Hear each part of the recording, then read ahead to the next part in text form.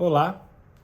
Bom, neste momento vou falar um pouco mais sobre o tratamento, né? O tratamento que se deve dar ao agravo de instrumento após a prolação da sentença. Então, só para relembrá-los, este é um curso sobre o tratamento do agravo de instrumento após a prolação da sentença. E este curso é dividido em vários blocos, em várias aulas, que eu costumo chamar de conversas sobre o processo civil. Tá? Vamos falar agora sobre uma outra parcela da doutrina que entende que o agravo de instrumento ele pode continuar tendo o seu interesse. Ou seja, existe uma parte da doutrina, a gente já comentou que existe uma parte da doutrina que entende que o agravo de instrumento perde a sua utilidade, supervenientemente perde o seu objeto e deve ser arquivado sem resolução do mérito, ou seja, ocorre a queda do agravo. No entanto, existe uma parcela da doutrina, que eu vou falar agora, que eu vou comentar agora, que entende de forma contrária, que entende que o agravo de instrumento, em alguns casos, ele continua mantendo o seu interesse processual e ele deverá ser julgado pelo segundo grau em seu mérito, não deverá ser arquivado sem resolução do mérito, tá? Então, só para a gente recapitular, qual é a pergunta principal do nosso tema? A pergunta principal é a seguinte: o que vai acontecer com o agravo de instrumento quando o agravante ou a parte não apelar da sentença que for proferida lá no futuro, sem que o agravo de instrumento tenha sido julgado, né? Então, o autor ou o réu agravou de uma decisão interlocutória, lá na frente o juiz deu a decisão final, a sentença final, e o agravo de instrumento ainda não tinha sido julgado pelo tribunal. O que vai acontecer com o agravo de instrumento? Essa é a problemática aqui do nosso curso, e esse curso, ao final dele, você vai saber responder com propriedade, com argumentos doutrinários, argumentos jurisprudenciais favoráveis a uma ideia e favoráveis a outra ideia. E você vai conseguir resolver a problemática exposta. Beleza. Então, lá quando a gente abordou a primeira parte da doutrina, que entende que o agravo de instrumento tem que cair, nós acabamos aí abordando a teoria do critério da cognição, né? A gente entendeu lá que, de acordo com o critério da cognição, o juiz, na sentença, ele exerce a jurisdição em cognição exauriente, e a cognição exauriente é uma cognição mais profunda, é uma cognição definitiva e que analisa profundamente os fatos e que analisa profundamente as provas do processo. Então, em razão dessa profundidade, a cognição exauriente ela substitui a cognição sumária, ela vale mais do que a cognição sumária, e em razão disso, a cognição exauriente ela é suficiente para derrubar a cognição sumária e derrubar todos os recursos que impugnaram as decisões interlocutórias de cognição sumária. Ou seja, com base na teoria da cognição, teoria do critério da cognição, a sentença, por exercer a cognição exauriente, ela tem força suficiente para derrubar o agravo de instrumento que está pendente e que impugnou uma decisão interlocutória de cognição sumária. Beleza? Então, a gente revisou aí o que a gente já tinha abordado em uma outra aula. E naquela ocasião, daquela outra aula, a gente falou que o agravo de instrumento deve cair de acordo com uma parcela da doutrina, e essa parcela da doutrina é nada mais, nada menos que José Carlos Barbosa Moreira, um autor, um processualista renomado, né? Também temos ali, a gente citou ali Humberto Teodoro Júnior, também citamos a Teresa Arruda Alvim, e por fim a gente citou um julgado do dia 20 de outubro de 2015 da terceira turma do STJ que adotou esse posicionamento que o agravo deve cair porque perderia o seu objeto, perderia a sua utilidade, perderia o seu interesse. Beleza? Então a gente revisou o que a gente já havia aprendido na outra aula. Agora, eu vou falar inicialmente de uma outra teoria, a teoria do critério da hierarquia. Né? Criou-se aí a tal da teoria do critério da hierarquia. Né? E aí depois, na sequência, eu vou falar de alguns doutrinadores que defendem outros argumentos e não essa teoria aí da hierarquia. Tá? Mas o fato é, tanto a teoria da hierarquia quanto os outros autores, as outras doutrinas que eu vou citar agora, o objetivo deles é o mesmo, é defender que existem casos em que o agravo de instrumento vai manter a sua utilidade, né? Essa teoria, essa doutrina, essa segunda parcela da doutrina, ela diz o contrário do que a primeira parcela da doutrina tinha dito. Então, primeiro vamos falar da teoria da hierarquia, ou teoria do critério da hierarquia. De acordo com essa teoria, o que vai acontecer com o agravo de instrumento depois que vir uma sentença de mérito e o agravo ainda não tiver sido julgado? O que vai acontecer? Bom, de acordo com essa teoria da hierarquia, deve ser analisada a hierarquia lá do segundo grau, que vai julgar o agravo de instrumento, e a hierarquia do primeiro grau, que proferiu a interlocutória, que foi agravada, e que proferiu a sentença de mérito depois da interposição do agravo, que ainda não foi julgado pelo segundo grau. Então, assim, de acordo com esse critério da hierarquia, a decisão interlocutória que foi agravada é uma decisão interlocutória é uma decisão interlocutória proferida por um juiz de primeiro grau, e o juiz de primeiro grau tem hierarquia inferior ao tribunal de segundo grau. Qual exercício você quer iniciar? Tá. Então, o tribunal de segundo grau, ele tem hierarquia superior ao juiz de primeiro grau. Quando o tribunal de segundo grau for julgar o mérito do agravo de instrumento, o tribunal de segundo grau vai derrubar, ele tem poder para derrubar, para anular, para cassar a decisão do juiz de primeiro grau. Tá. Então, qual é o raciocínio dessa teoria da hierarquia? O raciocínio é simples. O segundo grau tem hierarquia superior ao primeiro grau. Então, o segundo grau pode derrubar a decisão do primeiro grau. Beleza. Aí, se o juiz lá na frente profere uma decisão... Tipo assim, o juiz proferiu uma decisão interlocutória e a decisão interlocutória foi agravada. Depois dessa decisão interlocutória, o juiz proferiu vários despachos, fez audiências, fez não sei o quê, e lá no fim proferiu uma sentença e o agravo ainda não foi julgado. De acordo com essa teoria da hierarquia, se o tribunal julgar o agravo e julgar o agravo de forma favorável ao agravante,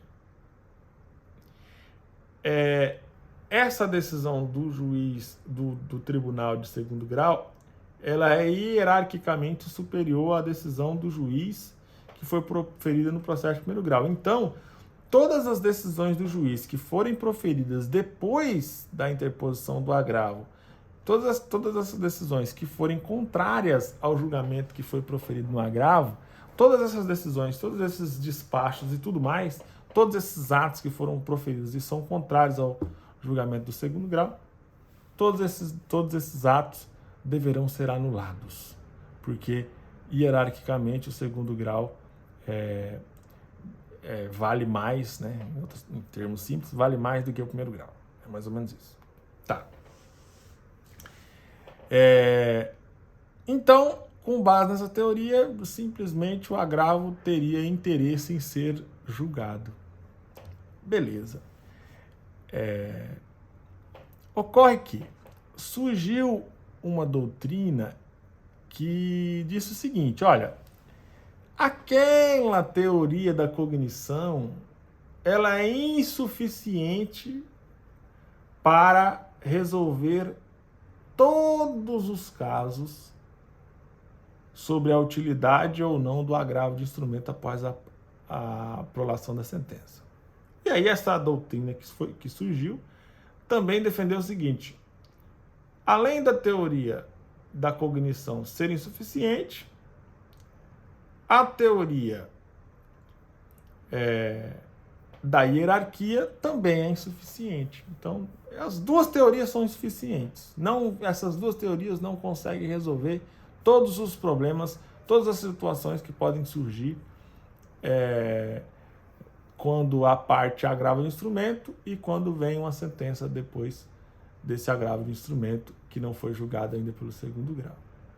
Então, essa segunda parcela da doutrina entende que as duas teorias não é suficiente para explicar essa situação problemática.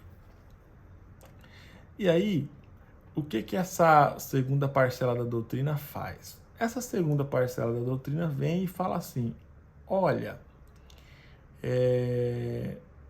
para eu saber se o agravo vai cair após a sentença, ou se o agravo vai continuar mantendo o seu interesse e deverá ser julgado pelo tribunal após a sentença do juiz, para eu saber responder essa pergunta, deverá ser analisado o caso concreto. Então, ou seja, o agravo vai cair? A pessoa faz a pergunta, o agravo vai cair nesse caso? Depende. O agravo será mantido e será julgado o mérito do agravo, mesmo havendo sentença? A resposta é depende. Então, essa segunda doutrina, ela respondeu essa problemática com a palavra depende. Ou seja, para essa segunda doutrina, a utilidade do agravo vai depender da análise do caso concreto. Então, ou seja, essa segunda parte da doutrina entende que, em alguns casos, o agravo de instrumento continua tendo interesse e o agravo de instrumento deverá ter o seu mérito julgado pelo segundo grau. E, em alguns outros casos, o agravo de instrumento realmente vai perder o seu interesse e deverá ser julgado sem resolução do mérito e deverá ser arquivado. É mais ou menos isso que essa doutrina entende. Ou seja, a segunda parcela da doutrina entende que o agravo de instrumento terá sua utilidade analisada caso a caso, de acordo com as circunstâncias do caso concreto. Tá? Então, beleza. Eu vou fazer questão aqui de citar nomes desta segunda parcela da doutrina. Tá? O primeiro nome, assim, que na verdade se trata de um doutrinador renomado no Brasil, o primeiro nome que eu posso citar é Fred Didier Jr. O Fred Didier Jr. é um doutrinador, um processualista, que defende que o agravo de instrumento, ele, em alguns casos, continua tendo interesse no seu julgamento e, em alguns casos, ele não terá mais interesse no seu julgamento. Beleza? Tá.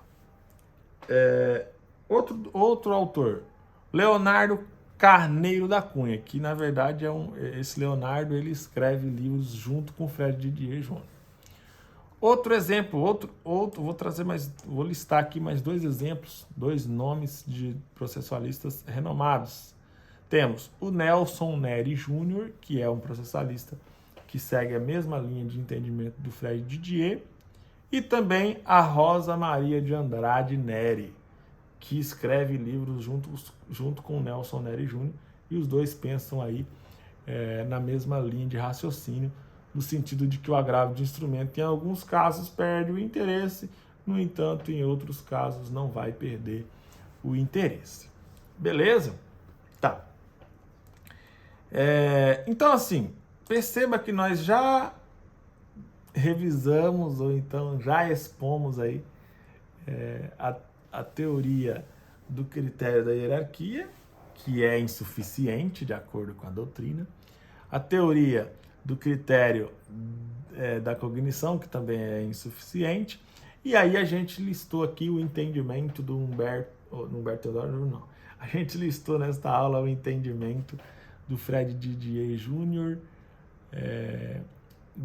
do Nelson Neri Jr. e da Rosa Maria de Andrade Neri, tá?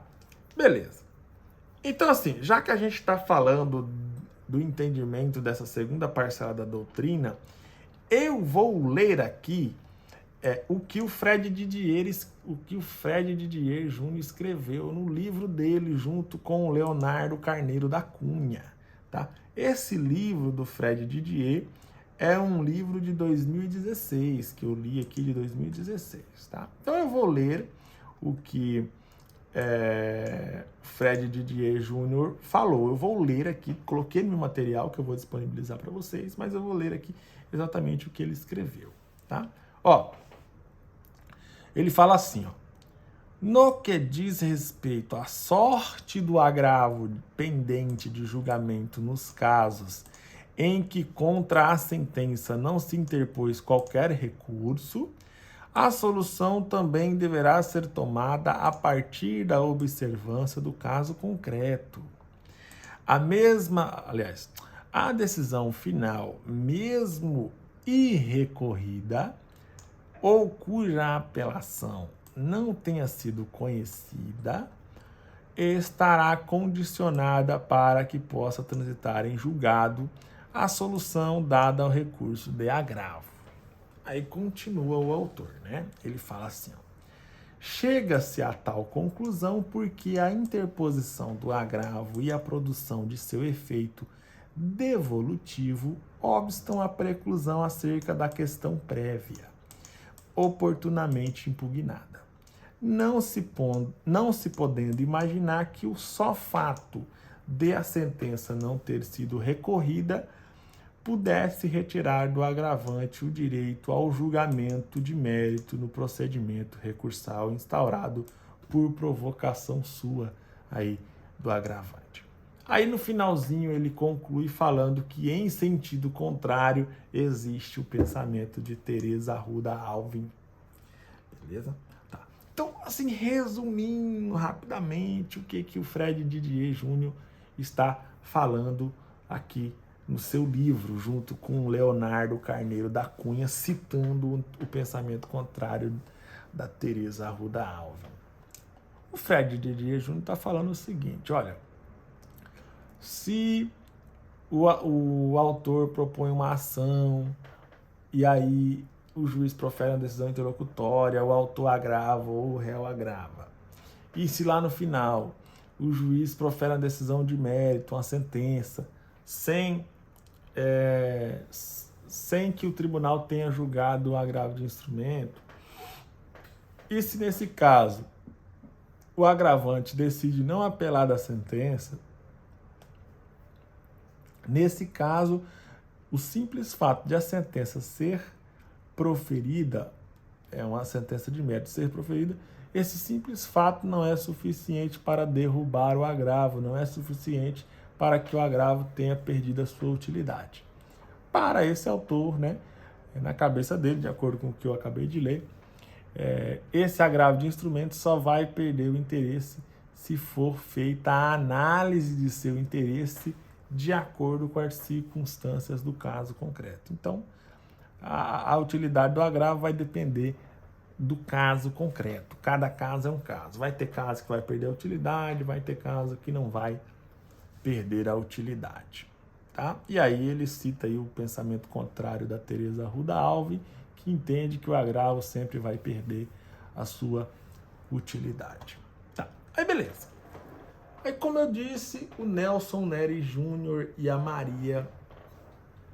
Rosa Maria de Andrade Neri também pensam de acordo com o mesmo pensamento do Fred Didier Júnior. E aí aqui eu acho que é importante eu ler para vocês, depois eu vou colocar tudo disponível aí no material para vocês, mas eu acho que é importante eu ler um livro, uma passagem aqui do livro do Nelson Neri Júnior de 2015, já sob a égide do CPC de 2015. Então vamos ler aqui rapidamente um trecho aqui do livro dele que ele fala sobre essa temática. E ele fala o seguinte, ó. Deixa eu ver se temos tempo aqui ainda. Ainda temos um tempinho aqui.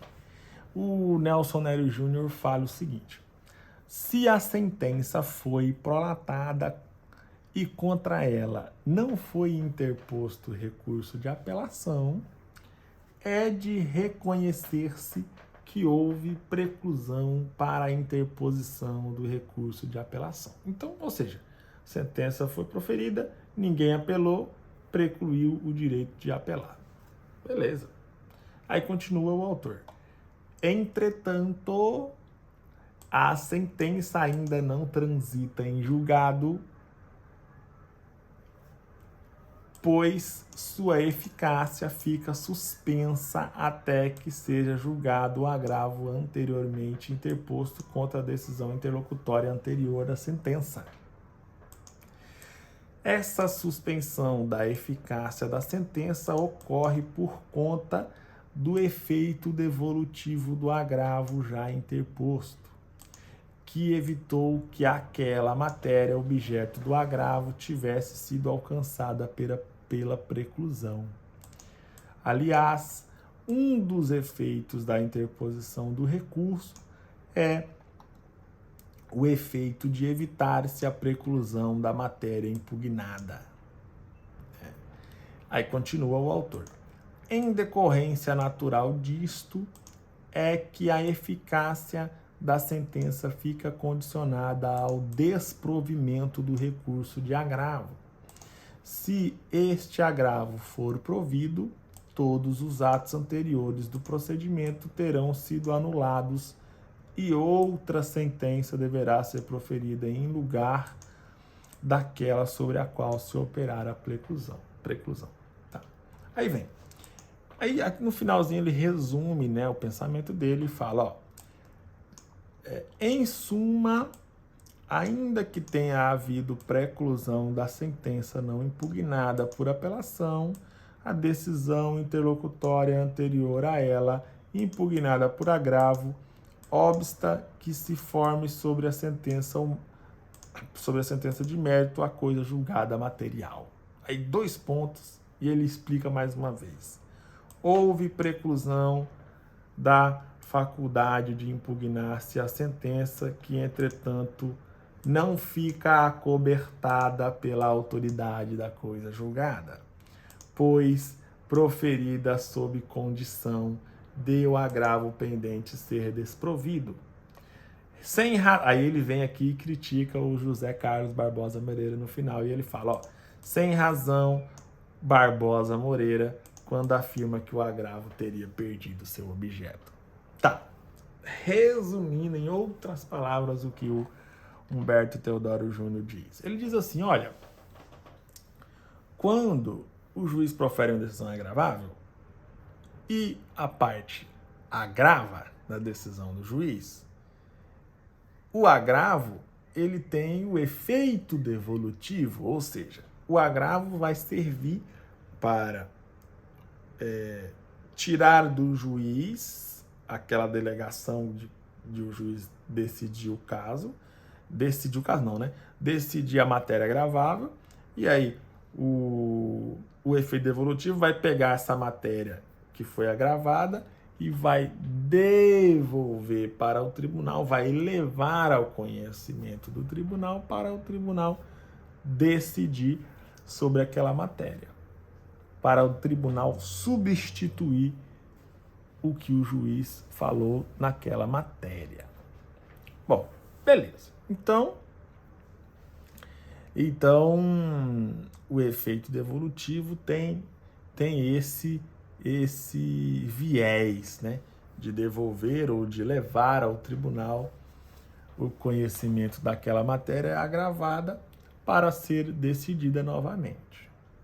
Então, em razão disso, enquanto o agravo de instrumento não for julgado, a sentença que vier a ser proferida não vai poder transitar em julgado, porque ficará sob condição suspensiva de o agravo ser desprovido. Porque se o agravo for julgado favorável ao agravante, a decisão interlocutória vai cair e todas as decisões posteriores à decisão interlocutória também vão cair. Beleza? Então, esse aí é o pensamento do Nelson Neri Júnior e da Rosa Maria de Andrade Neri. Assim, o pensamento do Fred Didier Júnior e o pensamento do Nelson Neri Júnior são pensamentos que caminham ali na mesma levada, né? Ou seja, em alguns casos vai depender da utilidade do agravo, em alguns casos a utilidade do agravo vai existir e em outros casos a utilidade do agravo não vai existir. Beleza? Tá. Então, assim, perceba que essa segunda parcela da doutrina, essa segunda parcela da doutrina lança argumentos fortíssimos também para defender que a utilidade do agravo vai depender do caso concreto, né? E aí, com base nessa doutrina, com base nesse modo de visualizar a utilidade do agravo do instrumento, eu posso citar aqui 2 julgados do Supremo Tribunal Federal. E aqui eu faço um parênteses. O Supremo Tribunal Federal, antes da Constituição Federal de 1988, o Supremo Tribunal Federal, ele tinha competência para exercer a jurisdição em matéria infraconstitucional, né? Hoje essa competência, depois da Constituição de 88, passou a ser do Superior Tribunal de Justiça, do STJ. Antes, o STF tinha competência constitucional e infraconstitucional. Tinha competência, aliás, reformulando. Antes da Constituição de 88, o STF tinha duas competências principais. Exercer a jurisdição em matéria constitucional e a segunda competência, exercer a jurisdição em matéria infraconstitucional. A Constituição de 88 veio e criou o STJ. E aí a Constituição de 88 falou, olha, agora exercer a jurisdição em matéria infraconstitucional passa a ser competência do STJ que eu estou acabando de criar. No entanto, exercer a jurisdição em matéria constitucional continua sendo competência do STF. Ponto. Fez essa separação. Só que, antes de 88, não existia STJ. A competência era do STF para exercer a jurisdição em matéria infraconstitucional. Então, o STF julgou inúmeros casos em que o STF tratava apenas de matéria infraconstitucional.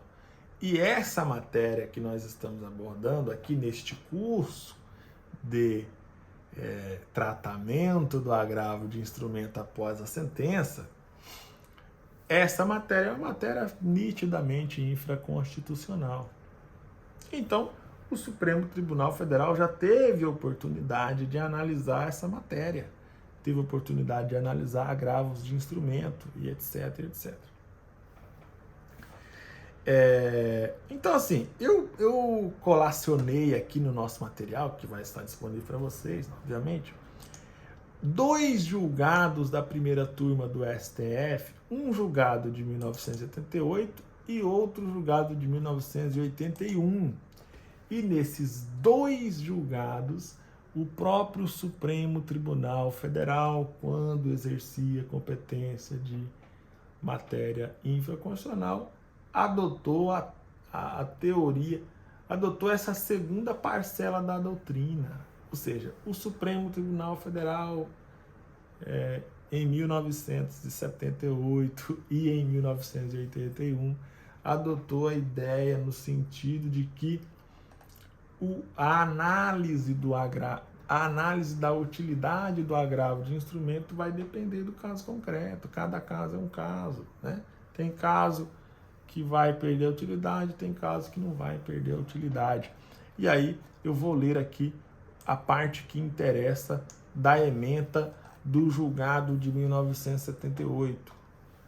Em 1978, o STF falou o seguinte, o efeito devolutivo do agravo de instrumento interposto contra o despacho saneador faz com que a sentença proferida na causa fique com sua eficácia condicionada ao desprovimento do agravo. Ou seja, o autor entrou com a ação, o processo rodou, o juiz deu uma decisão interlocutória de saneamento do processo. A parte foi lá e interpôs um recurso de agravo de instrumento. Depois o juiz veio e deu uma sentença e o agravo ainda não tinha sido julgado pelo tribunal. O que vai acontecer com o agravo? O STF, em 1978, respondeu. O STF falou, o efeito devolutivo do agravo faz com que a sentença fique com sua eficácia condicionada ao desprovimento do agravo.